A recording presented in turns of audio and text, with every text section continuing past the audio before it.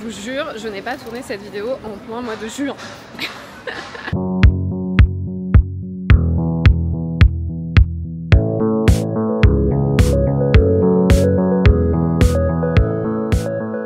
Hello à tous, bienvenue dans cette nouvelle vidéo. Aujourd'hui, on va profiter à fond de l'automne à Paris. C'est vrai que c'est une saison que j'adore et il y a plein d'activités et de lieux trop beaux à voir en ce moment. Au programme, je veux pas trop vous spoiler, mais il va y avoir un déjeuner et un goûter assez unique à faire absolument en cette période à Paris. Ensuite, des sorties gratuites. Aussi un lieu très très beau à voir en ce moment avec les belles couleurs des feuilles.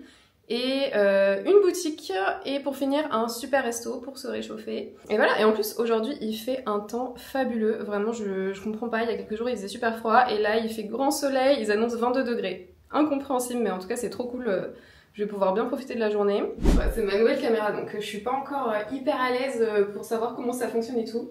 En tout cas je voulais vous montrer ma tenue pour la journée, donc vert kaki et petite veste léopard pour coller au thème de l'automne. Ah, par exemple, elle est trop haute, faut qu'elle baisse. J'espère que je vais me mettre comme ça. Ouais, je suis trop loin. J'ai un petit test. Ah, en fait, c'est comme ça. Ah bah voilà, c'est mieux. Je voulais vous montrer mon nouveau sac de l'automne, je l'aime trop. En fait, c'est un pollen et je cherchais un sac grand depuis hyper longtemps pour pouvoir caser toute ma maison, aussi mon ordi, et vraiment il est trop bien. Je l'ai pris en cognac, j'adore. Je trouve que ça va trop bien avec toutes les tenues. Et en fait, ce qui est bien avec cette marque, c'est que vraiment ils font des sacs qui sont intemporels, je trouve. Enfin, je sais que ce sac, je peux le garder des années. Et d'ailleurs, c'est vrai puisque j'avais un premier modèle, celui-ci, que sûrement vous voyez tout le temps. C'est mes parents qui me l'avaient offert pour mon anniversaire il y a 2 ans et il a pas bougé d'un poil. Enfin vraiment la couleur elle est nickel, le cuir il est nickel et tout, donc je suis trop contente. Allez, c'est parti.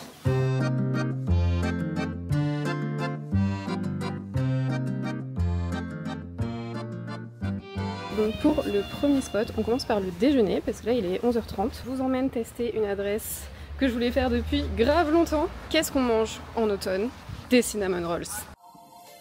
Je vous emmène dans le 11e arrondissement pour découvrir le premier bar à cinnamon rolls de Paris, ça s'appelle Rollin et il propose des rolls salés et sucrés. Alors au niveau de l'organisation, j'étais un peu perdue au début. En fait, il y a une partie boutique où ils vendent uniquement les cinnamon rolls sucrés et à 2 pas de cette boutique, il y a aussi un coffee shop où là on peut acheter des rolls salés et des boissons. Donc en vrai, j'ai pas trouvé que c'était très pratique d'avoir séparé les 2 lieux, mais bon. Par contre, ce qui est trop bien, c'est que le midi, il propose une formule à 10 € avec un roll salé, un roll sucré et une boisson. Franchement, c'est grave un bon plan. J'ai pris le Habibi Roll avec du pesto rosso, aubergine, halloumi, roquette et pickles d'oignon. Et il était bien garni, franchement c'était bon et super original. Et en sucré, j'ai craqué pour l'édition du moment, le Pumpkin Roll. C'est une brioche au potimarron roulée à la cannelle et au pumpkin spice avec un glaçage au cream cheese. Et je vous confirme, c'est vraiment les meilleurs cinnamon rolls que j'ai mangé à Paris. Il était tout chaud, bien moelleux. On sentait vachement le potimarron et la cannelle. Oh, je me suis régalée, c'était trop bon. Je vous jure, je n'ai pas tourné cette vidéo en plein mois de juin. On est fin octobre, il fait 24 degrés. Trop bizarre ce temps. Et par contre, il va y avoir un orage ce soir. Et après, il va pleuvoir toute la semaine. Je pense que c'est pour ça. Mais du coup, je suis en t-shirt. C'est un peu de fou. Donc, c'était trop bon. Vraiment, c'est les meilleurs rolls de Paris. Ça, il n'y a pas de doute. Ils sont hyper moelleux et tout, trop bons. Et maintenant, on se dirige vers une galerie que j'aime beaucoup, qui présente toujours de très belles expositions gratuites. Et le lieu en lui-même est très beau. Et en ce moment, il y a un artiste japonais, Makamura. Je sais plus comment il s'appelle. Je vais vous afficher son nom ici. En tout cas, c'est l'artiste japonais qui fait des fleurs très colorées et tout, qui est très connu, qui expose des œuvres dans cette galerie. Donc vu que c'est à côté, let's go! J'ai rien que la petite course, c'est trop beau. J'adore. Par contre, je suis en train de voir le programme. Il n'y a pas du tout l'artiste japonais dont je vous parlais en fait. Je comprends pas. Fail du jour parce que on commence à me connaître. Il y a toujours un petit fail sur mes vidéos. En fait, je suis en train de voir que Takashi Murakami, il n'est pas du tout à la galerie Perrotin du Marais. Il est à celle de Matignon parce qu'ils ont 2 endroits. Échec. Mais bon, au moins, je découvre des artistes que je ne serais jamais allée voir sinon et c'est quand même super intéressant. Je me fatigue. La Galerie Perrotin, située dans le Marais, a été fondée en 1990 et est située dans un très bel hôtel particulier historique. Et aujourd'hui, elle accueille régulièrement des expositions majeures avec des grands artistes contemporains internationaux. En ce moment, il y a les œuvres de Jean-Marie Apriou qui s'appelle Exonaut Horizon. Ensuite, j'ai adoré l'expo de Emma Webster qui s'appelle The Engine of Beasts et qui explore la représentation de créatures et de paysages fictifs. Et en fait, ce qui est impressionnant, c'est qu'elle utilise la réalité virtuelle dans son processus créatif. Apparemment, elle dessine en premier au fusain et ensuite elle le transforme grâce à la VR en tableau et c'est super bien fait. On voit que les animaux sont assez étranges, ça crée une atmosphère un peu menaçante, mystérieuse. J'ai eu un gros coup de cœur pour cette artiste. Et il y avait également des œuvres de Lynn Chadwick. Alors là, j'avoue, j'ai pas trop compris. En fait, ce sont des petites sculptures et je savais pas trop si c'était des animaux ou des vaisseaux spatiaux. Ou peut-être les deux, je sais pas. C'est un demi-échec. C'était pas l'artiste que je voulais voir, mais j'ai quand même découvert des artistes très sympa. Et puis cette galerie est toujours chouette à visiter parce que déjà le bâtiment il est super beau, il y a toujours des œuvres assez extraordinaires et c'est assez grand, hein. Franchement on y passe pas mal de temps. Voilà, donc pour la suite du programme, je voulais aller visiter le musée Carnavalet qui est à 5 minutes à pied et qui est gratuit. Je pense que ça fait 5 fois que j'y vais, mais je m'en lasse jamais en fait, j'adore parce qu'il est très grand et du coup j'en fais jamais le tour en entier. D'ailleurs je vous ai pas dit mais le musée Carnavalet c'est le musée sur l'histoire de Paris, donc c'est quand même à faire et en plus c'est gratuit, donc vraiment profitez-en à fond. Du coup je pense que ça ne va pas rentrer dans mon planning de la journée parce que j'ai pas envie d'y aller et juste de faire le tour en 20 minutes et de devoir repartir. Donc je pense que je vais aller directement à mon prochain spot, qui est plutôt une balade avec un endroit très sympa pour l'automne. Je pense que c'est plus raisonnable de faire ça.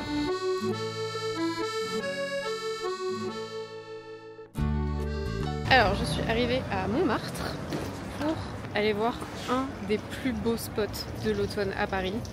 Après c'est un peu un pari parce que en fait, la couleur des feuilles dépend de la date et je sais jamais trop quand est-ce qu'elles sont vraiment rouge vif et que c'est le plus beau.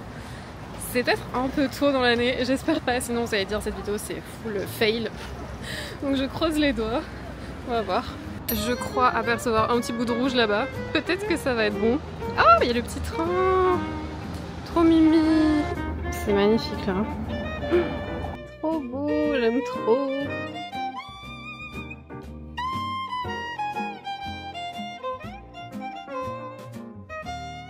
Alors là, il n'y a que cette partie qui est rouge. Normalement, c'est vraiment tout le mur là-bas avec les lampadaires qui sont fondus dans les feuilles rouges. C'est trop joli.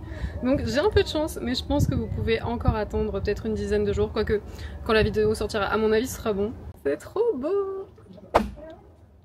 En tout cas, Montmartre pour une balade en automne, c'est toujours un bon plan. Ça fait toujours plaisir. Et aussi, ce qui est très chouette à faire en cette saison, c'est quand il fait un peu beau comme ça, d'aller se balader dans les parcs type... Jardin du Luxembourg ou Jardin des Tuileries, c'est des classiques mais avec les couleurs je trouve que ça change tout, c'est trop beau. Et est-ce que vous saviez qu'à Montmartre il y a des vignes? Je pense que vous le saviez, j'espère que vous le saviez, mais je vous montre. C'est trop joli en ce moment.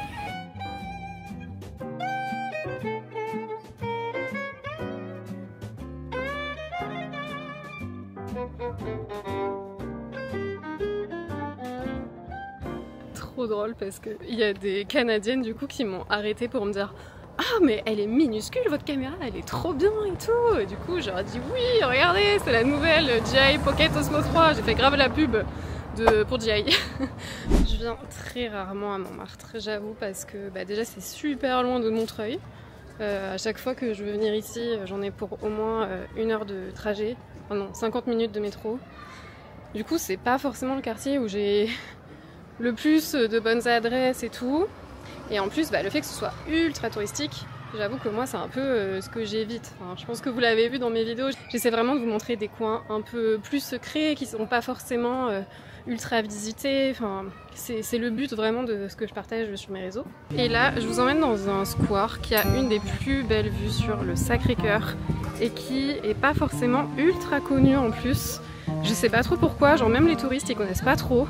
Du coup, on va faire des photos et tout, c'est trop bien. Regardez comme c'est beau. Oh là là. C'est magnifique. Waouh. Avec les feuilles qui bougent au vent et tout, trop beau.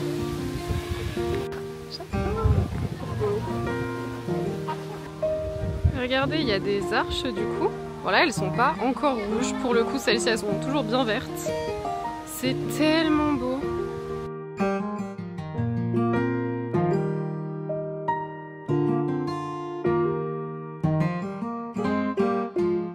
Et après du coup il y a une partie voilà, parc avec des bancs, c'est hyper calme. Regardez, c'est vraiment trop chou.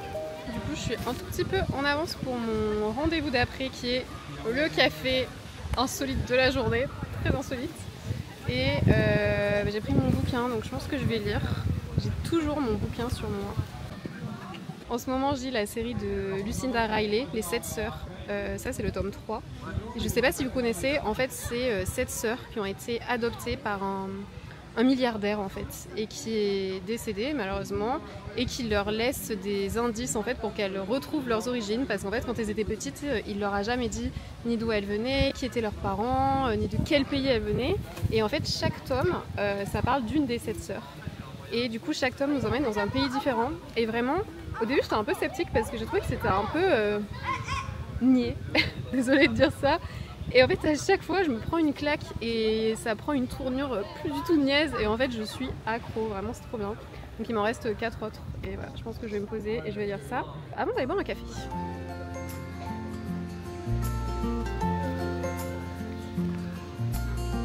Alors là maintenant je suis passée derrière le Sacré-Cœur. Pour le coup c'est vraiment un coin où je ne vais jamais. Alors là clairement je crois que j'ai dû y aller une fois dans ma vie. Et il y a plein de petites adresses, de petits restos, de bars, vraiment ça a l'air trop cool. Mais pour moi c'est l'autre bout du monde quoi. Bientôt il va falloir que je sorte une vidéo sur 24 heures dans le 18e, hein. Je pense que je vais pas y couper de toute façon. Je le garde, je le repousse parce que c'est trop loin. Mais je suis sûre qu'il y a vraiment plein de trucs sympas. D'ailleurs dites-moi dans les commentaires s'il y a des gens qui habitent dans ce coin là. Et si vous avez des bonnes adresses aussi, c'est ça qui nous intéresse.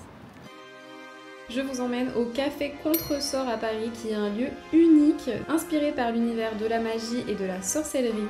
Alors niveau décoration, on est carrément dans l'ambiance Halloween et sorcière. Et au menu, on peut boire des filtres, élixirs et potions qui sont souvent servis dans des contenants assez insolites et qui jouent avec les saveurs et les textures. C'est l'effet magique ça, c'est une vraie potion en fait. Ah ouais, ça fait des paillettes, trop bien. Et il y a également des lectures de tarot et une bibliothèque avec des oracles et des livres en libre service. C'est trop bien le Café Contresort, j'ai trop kiffé. Franchement c'est vraiment à faire si vous voulez vous mettre dans l'ambiance très Halloween, automne, hiver, avec voilà tous les jeux de cartes, des jeux de divination et tout. Et là du coup maintenant je me dirige vers notre activité de la journée qui est que apparemment il y aurait un pop-up store secret, parce que personne n'en parle, sur des objets de l'univers du studio Ghibli. Je sais pas si vous connaissez, comme moi je suis une grande fan et apparemment au 6e étage des Galeries Lafayette il y a un grand pop-up store avec des objets. Donc on va voir ça et je suis affamée alors qu'il est 18h et que je sors du goûter. Je sais pas ce que j'ai aujourd'hui, j'ai trop faim. L'automne ça me donne faim.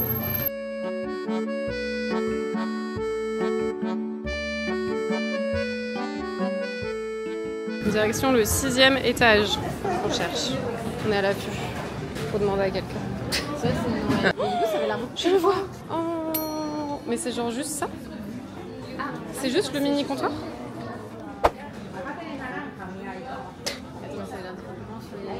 Ah mais non, il y a des trucs là-bas. Ah.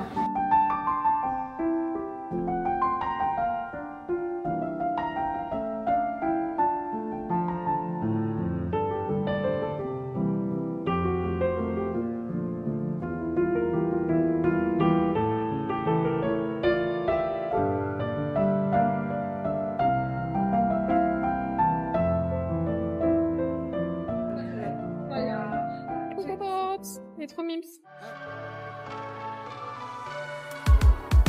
J'ai oublié de la présenter dans la vidéo, mais du coup j'ai rejoint ma meilleure amie Margot et pour le dîner, comme on adore la Corée toutes les deux, évidemment il fallait qu'on aille tester un nouveau restaurant coréen. On est allé chez Pocha, ça faisait trop longtemps qu'on l'avait repéré et alors déjà la déco c'est ultra moderne, vraiment j'adore. Mais si on est venu ici, c'est en particulier pour leurs plats qui sont très cheesy, vous allez voir. En fait c'est un chef coréen qui propose des plats qu'on ne trouvait pas du tout à Paris comme le cheese dak galbi. Donc en fait c'est du fromage fondu avec du poulet ou ou du porc, ou du Korean cheese chicken katsu. Et vraiment j'étais trop contente de pouvoir remanger ça à Paris parce que c'était vraiment les mêmes saveurs qu'en Corée et on n'arrivait pas à retrouver ces plats ici. Donc voilà, trop bonne adresse, j'ai adoré. Je vais rentrer à ma maison puisque il se fait tard, c'était une grosse journée. Franchement je suis grave contente parce que j'ai fait vraiment des sorties super cool. J'ai découvert des adresses food de trop bien. Voilà, j'espère que ça vous plaît, le fait que je vous fasse un peu découvrir des adresses pas très touristiques, pas trop connues, c'est vraiment ce que j'aime faire. Je vous avais dit que cette journée allait finir sous la pluie. Comme ça ressemble un peu plus à une vraie journée d'automne, contrairement au beau temps qu'on a eu toute la journée. Voilà, en tout cas, n'oubliez pas de vous abonner pour ne pas rater mes prochaines vidéos. Et moi, je vous dis à mercredi prochain. Bisous. Je viens de rentrer et je vous ai dit, c'est l'automne. Regardez ce qu'il y a dans notre cuisine. Genre, j'ai trop peur de mettre la main. Ouais, mais là, elle fait toute petite sur la caméra. J'ai trop peur de passer, vas-y, tiens. Prends la caméra. Je la team. Oh non, attends, il y a plus de trucs. Pour tous ceux qui ont peur, regardez pas. Bounty, sert à quelque chose. Va tuer l'araignée. Sert à quelque chose une fois dans ta vie. Tu boulis pas Bounty là. Il sert à rien. Maman là.